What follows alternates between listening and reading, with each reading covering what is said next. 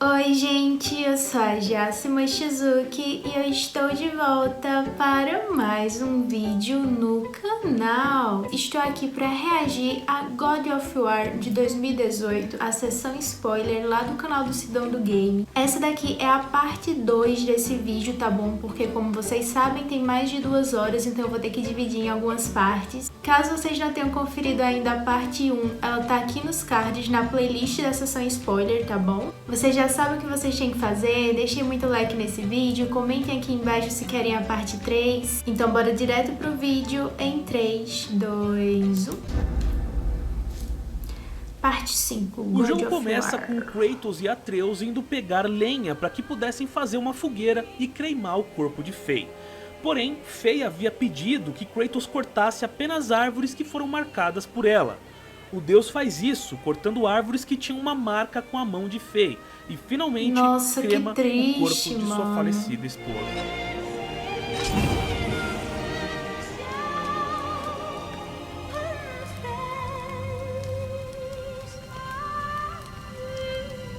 Nossa, que cara ferrado na vida, irmão.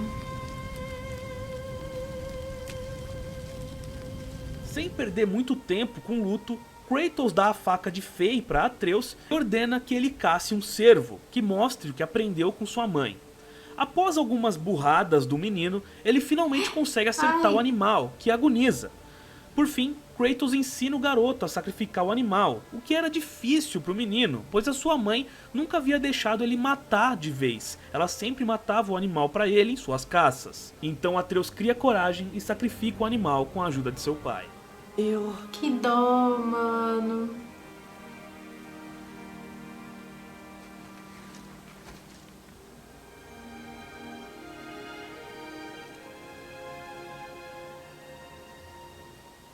Oh.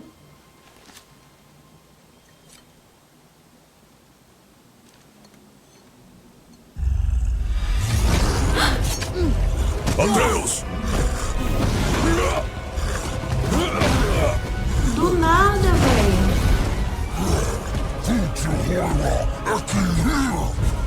Vamos enfrentar isso! Não temos escolha.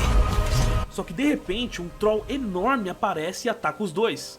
Após uma breve e intensa batalha, Kratos e Atreus matam o monstro, só que Atreus não parecia satisfeito. Ah! Toma isso aqui! Garoto. Acha que eu tenho medo? Você não é nada pra mim! Garoto, Nada! olhe pra mim. Que Olhe é pra isso, mim. meu filho? Garoto, olhe pra mim. Conseguimos. Calma, meu filho, o cara quase infartando. Você não está pronto. Vamos falar rapidamente sobre os Trolls. Os Trolls são criaturas enormes e extremamente fortes, além de serem muito violentos. Porém, eles não são monstros, ou pelo menos não costumavam ser. Eles raciocinam, têm sua própria língua e já viveram em sociedade, com cidadelas e tudo mais. Só que, infelizmente, foram traídos pelos deuses Aesir, o que levou à quase extinção de sua raça. Os poucos que sobraram agora vivem como seres primitivos, como esse troll que o Kratos e Atreus mataram. Pai e filho retornam para casa, onde Kratos pega as cinzas de Fei e em seguida dá uma lição de moral em Atreus, irritando o garoto de propósito, só para mostrar que ele ainda não estava pronto para a jornada de levar as cinzas de sua mãe ao topo mais alto dos reinos. O mundo era perigoso lá fora, não tinha espaço para Atreus agir como criança. Ô, velho, por que essa mulher queria isso? Não já morreu, Enquanto discutiam, mano? alguém estranho bate à porta. Essa pessoa chama pelos dois, dizendo saber quem os dois eram. Kratos esconde Atreus e abre a porta. Era um homem loiro, barbado e cheio de tatuagens azuis. Kratos insiste para que ele vá embora e o homem se nega. Ele irrita e desafia Kratos e em seguida começa a socá-lo, só para o antigo deus da guerra reagir. Eu avisei. Finalmente!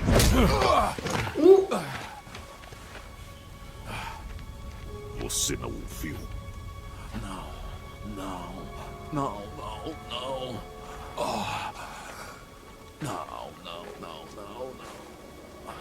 Oh, meu Deus, que esse doido quer morrer. É isso que ele quer. Minha vez.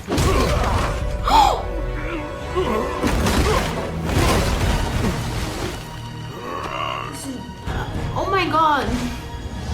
Eu não esperava isso. Mas que decepção!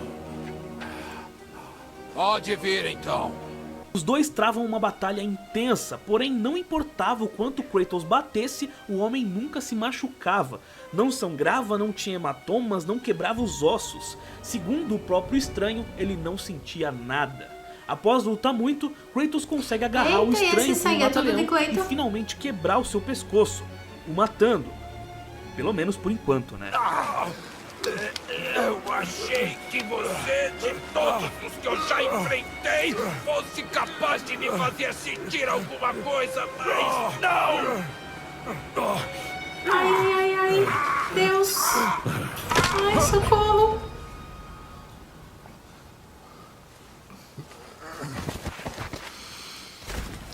Caralho, quase isso me dá muita derrotado agonia. e muito ferido, Kratos volta para sua casa para ver se o Atreus estava bem.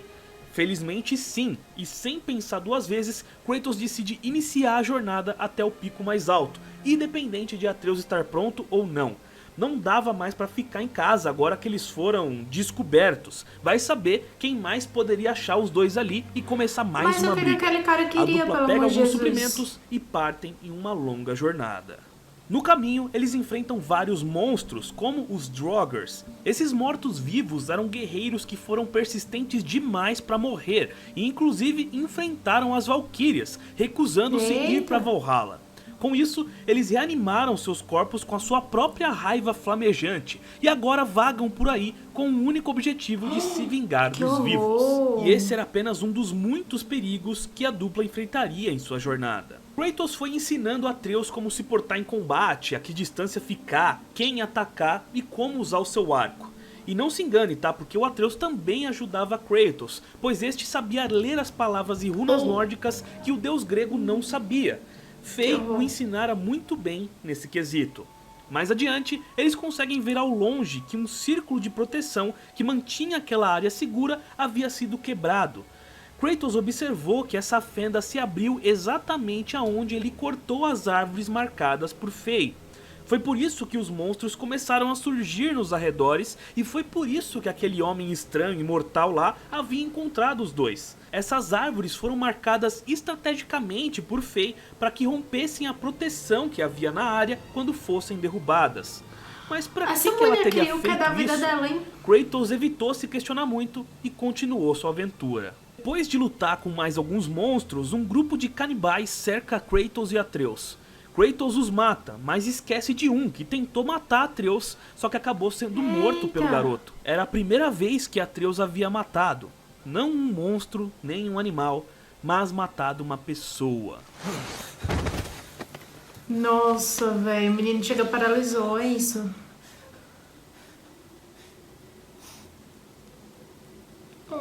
Velho, tadinho, mano. Vai, dê um abraço nele, mano.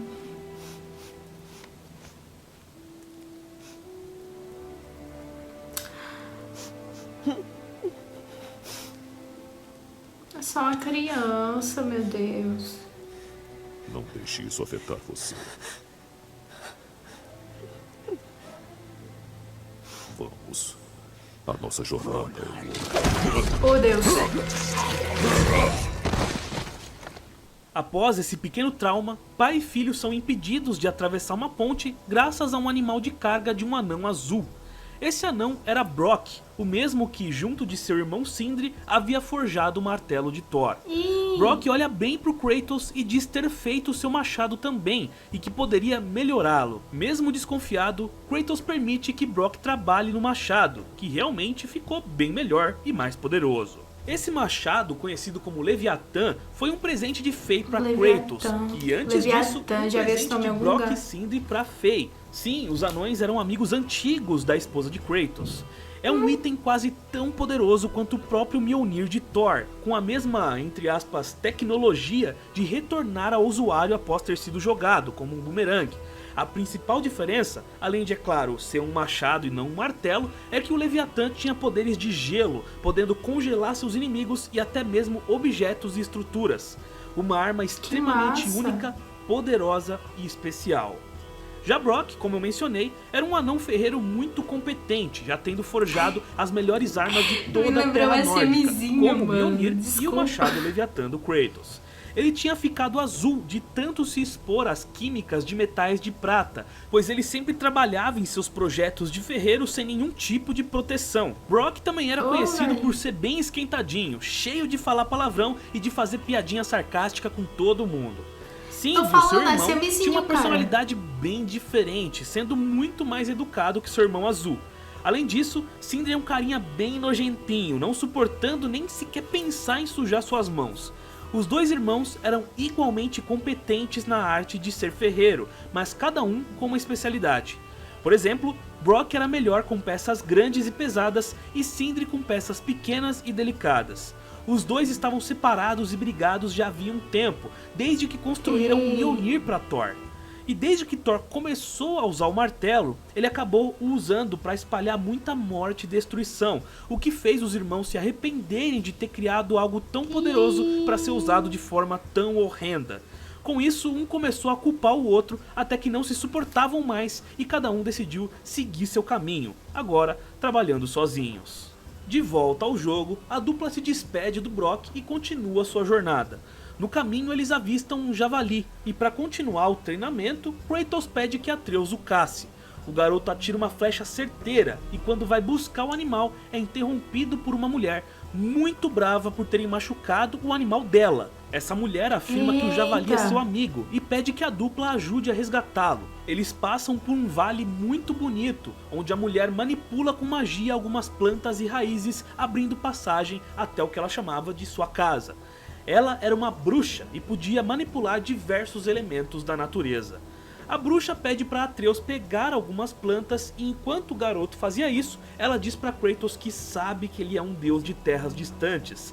Segundo ela, se ele não contasse logo sobre o seu passado para o garoto, poderiam haver consequências. Lembra que Kratos não tinha contado nada para o Atreus? Então, Atreus não sabia que Kratos era um deus e que ele era um semideus. E quanto mais tarde soubesse, pior seria, segundo a bruxa. Após essa conversa, pai e filho ajudam a bruxa a salvar seu amigo javali. E antes de irem embora, ela marca no pescoço dos dois uma runa de proteção, para que eles não sejam encontrados facilmente por aí. A única questão era, encontrados por quem?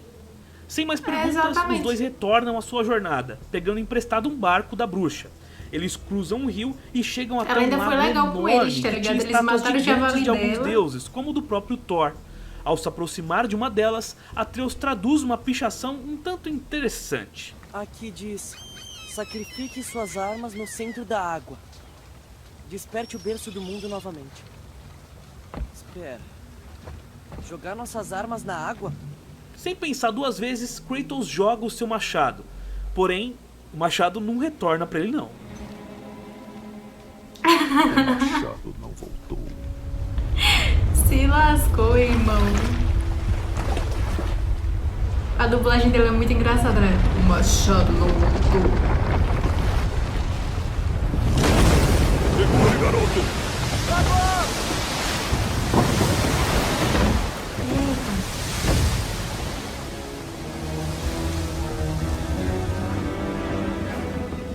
O que é isso? O que é isso? É a serpente do mundo. PQP, irmão. Já mal começou o bagulho, já tá nesse nível. Que susto. Fique calmo, garoto! Eu tô! É incrível!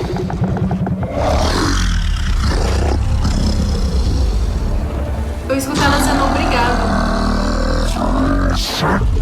Isso fala! Sim! A mamãe disse que é manso. O que está falando? Eu não sei.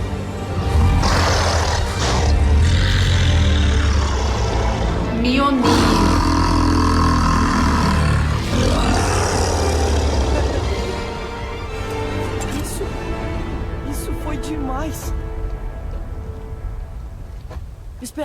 um naufrágio bem ali, tá vendo? E aquela é a estátua do Thor, mas dá pra ver bem mais agora. A água baixou depois da serpente. Jormungandr, a serpente do mundo, era quem mantinha aquele lago com a água em um nível tão alto. Após ela acordar, o nível da água baixa, revelando uma estrutura incrível, o grande templo de Tyr, aquele que permite viajar entre os reinos da mitologia nórdica. Pai e filho adentram o templo só para encontrar Brok, que afirmava estar construindo uma lojinha ali. Brok dá a Kratos uma runa da árvore Yggdrasil. Com o portal certo, ele poderia ativar uma entrada para os galhos da árvore e transitar entre esses portais. E Brok também advertiu uma coisa muito importante para o Kratos. E em nenhuma hipótese, nunca, nunquinha mesmo, mas nunca se joguem da beira, a não ser que queiram morrer. Bom, não tem por que a gente querer isso. Era com essa runa e com outras magias que Brok conseguiu chegar lá tão rápido. Ele e o seu irmão Sindri usam isso para atravessar entre os reinos de forma rápida e sem serem vistos. Por isso que eles nunca estavam sob ameaça de algum monstro ou criatura, eles sempre passavam despercebidos. Kratos e Atreus atravessaram um portão do templo que dava em direção ao pico que eles queriam chegar, ao pico que eles imaginavam ser o mais alto dos 9 reinos. No caminho eles conhecem Sindri, o anão ferreiro irmão de Brok, que não sabia que Frey tinha morrido e fica muito triste com a notícia. Ele melhora o machado de Kratos e a dupla se despede. Pai e filho conseguem chegar até a entrada do pico, mas a ponte que dava acesso a ela estava coberta por uma névoa negra esquisita. De repente, a bruxa, de antes, aparece atrás dos dois, afirmando que o nome dessa névoa era Sopro Negro e que era impossível atravessá-la sem ter um tipo de magia específica. A bruxa os leva de volta ao grande templo de Tyr e com a Bifrost, a chave que dá acesso aos outros reinos da mitologia nórdica, ativa a ponte que dava para Alfheim, o reino dos Elfos de Luz. Segundo ela, os dois precisavam coletar um pouco de uma energia branca chamada de Luz de Alfheim, tanto para dissipar o sopro negro e atravessar aquela ponte, quanto para poder recarregar a Bifrost e poder viajar entre os reinos da mitologia nórdica. Com isso, ela entrega a Bifrost tá ajudando eles, véio? Quando eles finalmente chegam em Alfheim, algo estranho acontece com a bruxa. O que precisamos está lá. Não. Não. Droga, agora O que não. foi? Não! Para restaurar a magia da Bifrost, você deve entrar na luz. Mas tome cuidado para não ficar preso, hein? Não! O que aconteceu? Ela não morreu, né? Acho que não. Vamos. A bruxa não havia morrido, e sim sido puxada de volta até Midgard. Isso aconteceu porque Odin a proibiu de sair de Midgard, então era impossível que ela transitasse entre os reinos. Explorando Alfheim, pai e filho se deparam com uma guerra entre os Elfos Negros de Svartalfheim e os Elfos de Luz, ali nativos de Alfheim. Ao que dava a entender, os Elfos Negros haviam vencido, pois matavam e trucidavam os Elfos de Luz, que não ofereciam nenhuma resistência. Eles descobrem que essa guerra já havia durado muitos anos, sempre com um único objetivo: obter a luz de Alfheim para si. Kratos e Atreus são pegos no meio dessa guerra e acabam tendo que enfrentar muitos Elfos Negros no caminho. A dupla acha um barco e quando começam a remar, Atreus começa a escutar algumas vozes. Hã? Mais uma vez, não disse nada. Estranho. Podia jurar que você falou... O que foi, garoto? Vozes. Não tá ouvindo? Não ouço nada. Tá parando agora. Eu ouvi gritos. Muitas vozes com raiva. Oxi. Você não ouviu mesmo? Não. Parecia... A cara de Cleitinho é muito engraçada, mano. maligno. Essas vozes na cabeça de Atreus eram parte de um poder oculto do garoto. Ele ainda não sabia controlar, mas Atreus podia ouvir e entender animais e outras criaturas em sua cabeça. Mesmo sem perceber legal. esse dom, Atreus podia sentir quando um animal estava sofrendo ou com medo, por exemplo. Já nesse momento das vozes pedindo socorro, claramente eram os Elfos de Luz se comunicando com Atreus. Como os elfos são seres mágicos, eles devem ter percebido o dom do garoto e tentado se comunicar com ele, pedindo ajuda. Os dois encontram o templo enorme onde ficava a luz de Alfheim, e após muito se aventurar por lá, enfrentando dezenas de hordas de elfos negros, eles finalmente conseguem destruir um ninho desses elfos e liberar o acesso à luz. Atreus tenta colocar a mão nela, mas dói muito, dando a sensação de queimar. Kratos entrega seu machado ao garoto e decide entrar na luz por conta própria, segurando a Bifrost. Ao entrar, Kratos se depara com um mundo meio ilusivo, como se fosse um sonho. De repente ele escuta uma canção e acredita que seja de Feia, sua esposa. Enquanto ele persegue esse som, o som da canção, ele também ouve ecos da voz de Atreus, dizendo que Kratos o abandonou. Quando o deus finalmente acredita estar chegando perto de Fei, Atreus o puxa para fora da luz. Fei! Volte! Não! Não! O que você fez? Por que você fez isso? Eu te salvei! Você tava preso ali! Eu esperei e você não saía! Então eu puxei você! Garoto, foi só por um!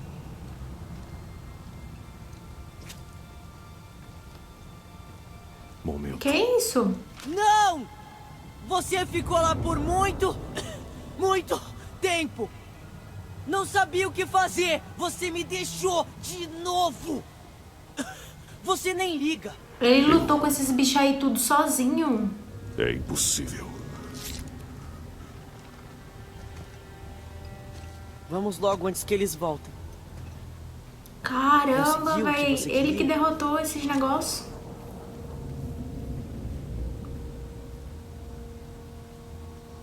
Sim. Acredite ou não, mas Atreus esperou Kratos por 2 dias inteiros. O que pareceu ser apenas alguns minutos para o Kratos foram 2 dias fora da luz. E de alguma forma, Atreus conseguiu enfrentar todos os elfos negros que o atacaram, usando tanto do seu arco e flecha quanto do próprio machado Leviatã. Impressionado, porém sem fazer perguntas, Kratos decide voltar a Midgard, agora que ele já tinha a Bifrost carregada com a luz de Alfheim. Porém, ao tentar sair do templo, os dois são surpreendidos pelo rei dos elfos negros. Após uma batalha intensa, a dupla o derrota. Com a morte do rei, os elfos de luz voltaram a reinar sobre Alfheim, se tornando novamente os protetores da luz. E agradecendo muito Kratos e Atreus no processo. Kratos e Atreus retornam a Midgard e, usando a Bifrost, atravessam o Sopro Negro. Dentro da montanha, eles enfrentam uma enxurrada de monstros mortos-vivos, trolls e o caramba 4. Por fim, conseguem acionar um elevador de serviço e começam a subir ao topo do pico. Mas de repente são impedidos por algo gigantesco. Estamos quase no cume. Nada vai nos deter. Acalme-se, garoto, e fique Era melhor atrás não de ter mim. falado isso.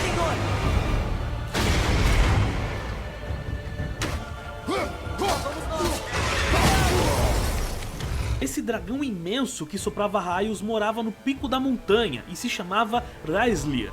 Ao chegar no topo, os dois presenciam o dragão tentando atacar Sindri. O azar do anão era que apenas dragões eram capazes de ver os anões viajando pelos reinos, e assim ele acabou pegando Sindri no flagra. Kratos começa a lutar com o dragão enquanto Atreus protege Sindri, e após uma batalha intensa, o filho ajuda seu pai a derrotar o dragão de uma vez por todas. Agora! Nossa, velho.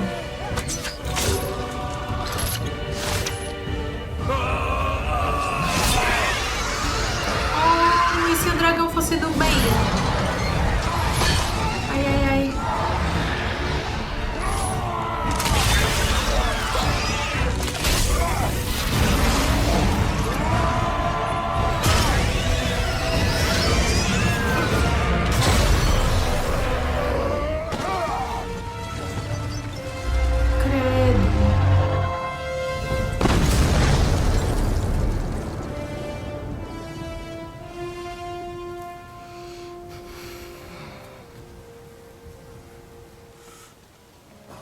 Uau! Só o pó da A gente rabiola. conseguiu.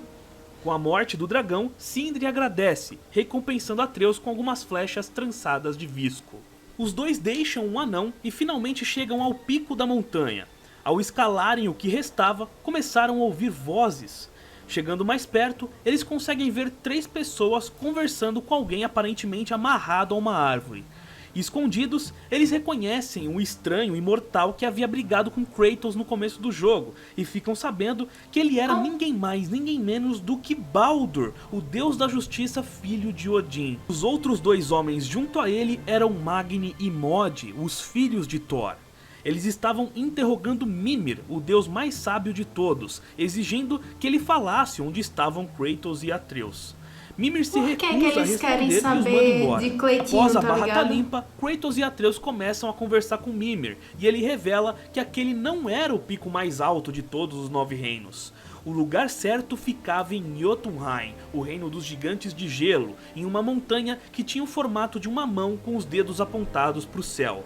Porém, segundo Mimir, os gigantes haviam bloqueado a passagem para Jotunheim há décadas, e ninguém havia conseguido ir para lá desde então, nem mesmo os deuses. Como eu acabei de falar, Mimir era o deus mais sábio de todos e chegou a se tornar o conselheiro oficial de Odin. Inclusive foi ideia de Mimir fazer Odin se casar com Freya como uma oferta de paz, assim ocasionando o nascimento de Baldur. E Mimir era tão amigável quanto era sábio, sendo bem recebido em todos os lugares que ia. Tanto que os próprios gigantes o presentearam com olhos de cristal de Bifrost, permitindo que ele viajasse entre os reinos quando bem entendesse. Mas assim que Odin ficou paranoico achando que Tyr o havia traído com os gigantes e o aprisionou, ele fez o mesmo com Mimir, só que pior. Odin também achou que Mimir era um traidor e, como punição, arrancou um dos olhos do sábio para impedir que ele viajasse e o prendeu em uma árvore, o visitando para torturá-lo todos os dias sem falta. E quando eu digo sem falta, é sem falta mesmo. Ele fez isso por 109 anos seguidos. Não havia como Mimir ser retirado daquela árvore. Nada poderia destruí-la, nem mesmo o martelo Mjolnir de Thor. Ele estava fadado a sofrer pela eternidade. Mimir diz que Kratos e Atreus só conseguirão chegar a Jotunheim com a ajuda dele, e que a única forma de levar Mimir com eles na jornada era cortando a cabeça do sábio fora e depois a revivendo com magia. Kratos lembrou da bruxa que ajudou eles no caminho, e acreditando que ela poderia reviver o sábio, corta a cabeça de Mimir. Eu vou cortar a sua cabeça agora. Tudo bem. Chegando na casa da bruxa, antes mesmo deles falarem oi direito, ela repara nas flechas de visco que Atreus havia recebido de Sindri. Estranhamente, ela fica desesperada, pega essas flechas de visco e as destrói, dizendo para Atreus que elas eram malignas. Após se acalmar dessa atitude estranha e desesperada, Kratos mostra a cabeça para a bruxa, que afirma poder revivê-la. Ela faz umas misturas mágicas e pede para Kratos enfiar Mimir em um caldeirão. Alguns segundos depois, Mimir estava de volta à vida. Eles descobrem que a bruxa misteriosa era na verdade Freya, a deusa Vanir, mãe de Baldur. Como eu falei anteriormente, ela havia se casado com Odin em um tratado de paz entre os deuses Aesir e Vanir. Além disso, ela se tornou a rainha das Valquírias. E por mais que Freya tivesse genuinamente amado Odin, ela acabou o deixando por suas atitudes maléficas contra os Vanir e os gigantes de gelo. Odin ficou tão furioso com isso que baniu Freya para Midgard e a amaldiçoou, proibindo que ela saísse de lá e que conseguisse ferir qualquer outro ser vivo. Não importa o quanto ela tentasse, era impossível que Freya machucasse ou matasse qualquer pessoa, animal, criatura ou deus, seja fisicamente ou com magia. Além disso, Odin arrancou as suas asas de Valquíria e a tirou do cargo de rainha delas. Agora, Freya vivia sozinha e isolada de tudo e todos em sua caverna em Midgard, esperando um dia poder reencontrar o seu filho Baldur. E foi por isso que ela meio que desapareceu lá em Alfheim. Toda vez que ela sai do reino de Midgard, algo a puxa de volta, a desintegra e puxa de volta para Midgard. De volta ao jogo, eles se despedem de Freya e Mimir quer falar com a serpente em Jormungandr, pois ela pode saber o que é necessário para visitar em Jotunheim. Então, Mimir assopra uma trombeta que ficava no meio do grande templo de Tyr, e com o som dela, a serpente veio ao seu encontro, mas antes fazendo questão de morder uma estátua de Thor que estava ali perto, só de raiva mesmo, já que ela o odeia. Mimir e a serpente conversam, e ela diz que para chegar em Jotunheim, eles precisariam do cinzel gigante de Thamur. A cobra empurra o templo, alinhando os heróis na direção certa, e vai embora, mas não sem antes dizer que Kratos e Atreus eram familiares a ela e que ela também entendia a dor que os dois estavam passando pela morte de um ente querido. bem estranho. De barco, Kratos, Atreus e Mimir vão até o norte daquela ilha, um local frio e gélido, onde dava pra ver o corpo do gigante Thamur caído. Há muitas e muitas eras, esse gigante era um pedreiro muito habilidoso, que tentou construir um muro gigantesco ao redor de Jotunheim para proteger os gigantes da ira de Thor. Infelizmente, antes de terminar, ele foi morto pelo próprio deus do trovão, e até hoje o seu corpo morto fica congelado, caído para todos se lembrarem do poder de Thor. Só para vocês terem uma noção, ele era um pouco maior que Cronos de God of War 3. Não é à toa que ele é tido como o maior ser de todos os God of War, apenas atrás da cobra gigante, da serpente, a Jormungandr, é claro. O trio tenta chegar até o Cinzel, enfrentando vários inimigos no caminho, como os Wolvers, que eram seres tipo lobisomens, e outros trolls de gelo. Kratos tem uma ideia e decide subir até o topo mais alto do martelo do gigante caído e derrubá-lo para chegar ao Cinzel, que estava mais debaixo da neve. Eles fazem isso, só que toda a destruição e barulheira chamou a atenção de dois camaradas, Magni e Mod, os filhos de Thor.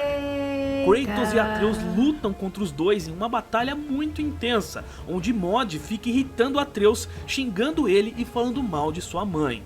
Mas a luta termina de uma forma trágica, com Kratos matando Magni. Nossa, vai me descer uma vagabunda pra ficar com o cara. Eu vou te matar! Atreus, controle-se!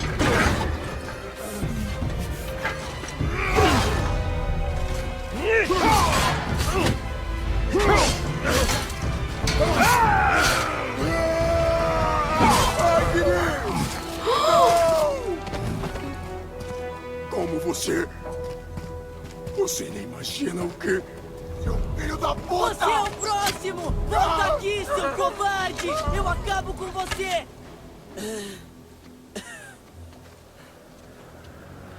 Thor vai descer a porrada em Cleitinho, meu irmão.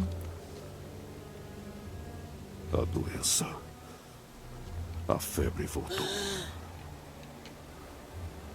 Não. Não voltou. Garoto. A tosse, o sangue. Ele tá doente e precisa da freia. Não! Devagar. Vou ficar bem. Pronto, rapaz. Eu tô bem, viu? Gente, vou ter que encerrar essa parte por aqui também, que minha memória já tá acabando. Mas assim, comentando rapidamente do que eu tô achando até aqui, cara, tá tudo muito louco, assim, na minha mente. Primeiramente, porque que essa galera tá obcecada em Cleitinho e no filho dele, já que eles estavam até interrogando esse Mimir pra saber onde é que eles estavam e afins, tipo, por que eles querem tanto, sabe? Outra coisa, eu tô com um pé atrás relacionado a falecida esposa do Cleitinho, que não tá fazendo muito sentido. Por que que ela queria que ele jogasse de cima desse pico mais alto, sabe? Que, tipo, a gente tá vendo que é um inferno pra chegar até lá, então, tipo, mano, tudo isso só pra jogar as cinzas, entendeu? Na minha cabeça tem alguma coisa por trás, até pelo fato dela ter feito ele tirar aquelas árvores que estavam marcadas, que abriam, que quebravam a proteção daquele lugar, como uma forma de fazer com que eles saíssem de lá o mais rápido possível. Quais as intenções da ex lá do Odin, que eu esqueci o nome, acho que é Freya. E tá sendo muito bizarro ele andando com a cabeça desse outro pendurada na cintura e o cara falando, entendeu? Meu Deus do céu. Mas enfim, tô animada aí pela continuação, quero muito ver no que isso vai dar. Se vocês estiverem gostando e quiserem que eu traga a próxima parte, por favor, não esqueçam de deixar teu like, de comentar bastante, ajudar o vídeo a engajar, tá? Um beijo enorme demais de coração, muita luz, sayonara e tchau!